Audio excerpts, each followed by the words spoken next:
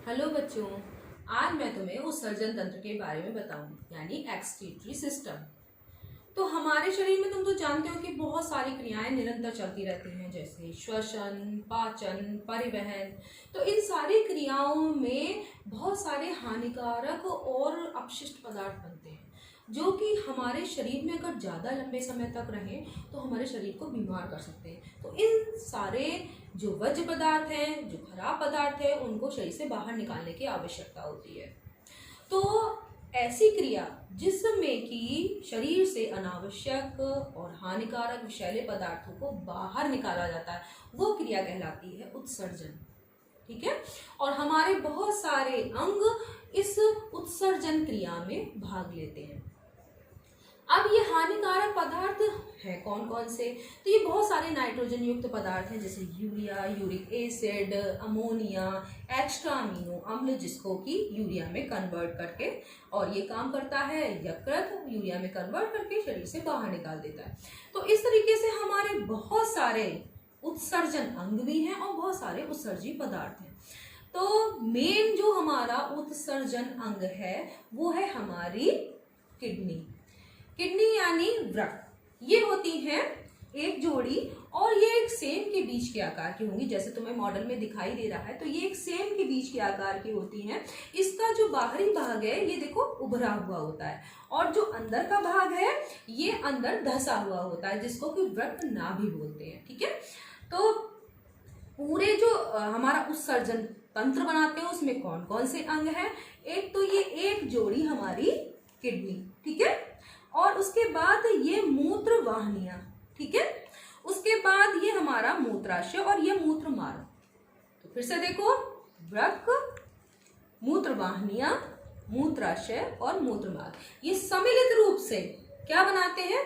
उत्सर्जन तंत्र। अब किडनी जो होती है वो काम क्या करती हैं? तो जो रक्त होता है, तो रक्त में उपयोगी अनुपयोगी दोनों प्रकार के पदार्थ होते हैं। ठीक है। तो किडनी जो है वो रक्त को छानने का काम करती है। इसका मतलब जो किडनी है यानी वृक्क है वो हमारे शरीर की रक्त को छानने वाली छन्नी है, जिससे कि अनावश्यक पदार्थ, यूरिया, यूरिक एसिड जैसे पदार्थ वो शरीर से बाहर निकल जाते हैं। तो सबसे पहले हम इसको जो है वो एक प्रैक्टिकल के द्वारा देखेंगे कि किस प्रकार से किडनी में हमारे ब्लड आता है, और ब्लड से जो उपयोगी पदार्थ हैं, जैसे कि कौन से उपयोगी पदार्थ हैं, जैसे ग्लूकोज होता है, लवण होते हैं, विटामिन होते हैं, अमीनो एसिड होते हैं, वो रक्त में वापस चले जाते हैं, वापस अवशोषित हो जाते हैं। और जो वर्ज्य पदार्थ हैं जैसे यूरिया, यूरिक एसिड, वो मूत्र के रूप में मूत्र वाहिनियों से होता हुआ मूत्राशय में इकट्ठा होता है, और उसके बाद मूत्र मार्ग से बाहर निकाल दिया जाता है। ठीक है। तो ये प्रक्रिया को हम एक प्रैक्टिकल के द्वारा देखते हैं। ये देखो किस प्रकार से रक्त जो है वो हमारी किडनीज में आता है। उसके बाद रक्त छन जाता है, और उसमें से अनुपयोगी जो पदार्थ हैं वो मूत्र के रूप में मूत्र वाहिनियों से होते हुए मूत्राशय में इकट्ठे होते हैं, जहां से उसे मूत्र मार्ग द्वारा बाहर निकाल दिया जाता है। तो ये क्रिया तुम्हें दिखाई दी। अब इस पूरी प्रक्रिया में जो है हमारे यूरिया, यूरिक एसिड जैसे हानिकारक पदार्थ शरीर से बाहर निकल जाते हैं।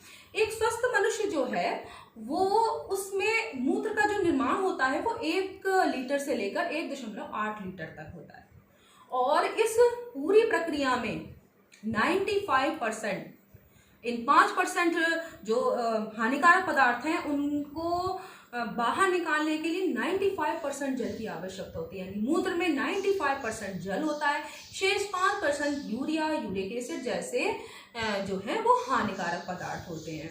तो इसलिए हमें जो है वो अधिक मात्रा में पानी पीना चाहिए। क्यों? क्योंकि इससे क्या होगा कि हमारे शरीर में जल की कमी नहीं होगी और हमारी किडनी स्वस्थ रहेंगी और अच्छे से काम कर पाएंगी।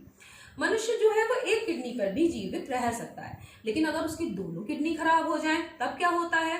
तो रक्त को में से हानिकारक पदार्थ कैसे निकलेंगे? तो उसके लिए क्या होता है, जो आर्टिफिशियल किडनीज हैं उनके द्वारा नियमित रूप से रक्त को छानने का काम किया जाता है। ठीक है, जिससे कि व्यक्ति जिंदा रह सके। तो इस प्रक्रिया को कहते हैं डायलिसिस। ठीक है।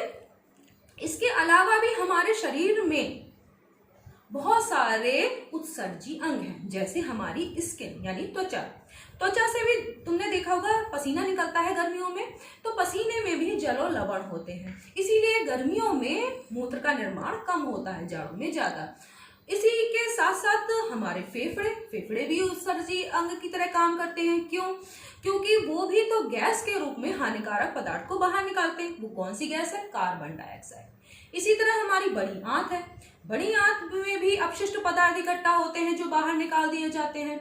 तो इस तरह से बहुत सारे हमारे शरीर में जो है वो उत्सर्जी अंग होते हैं। एक यकृत भी होता है। यकृत जो है एक्स्ट्रा अमीनो अम्ल जो होता है उसको यूरिया में कन्वर्ट करके शरीर से बाहर निकालता है। तो अब तुम्हें पता चला कि हमारे शरीर में कौन कौन से उत्सर्जी अंग हैं, उत्सर्जन तंत्र हमारा क्या है और किस प्रकार से हमारे शरीर से ये हानिकारक पदार्थों को बाहर निकाला जाता है। ठीक है। तो इसलिए बच्चों किडनीज की अगर देखभाल करनी है तो अधिक से अधिक मात्रा में पानी पीना चाहिए। धन्यवाद।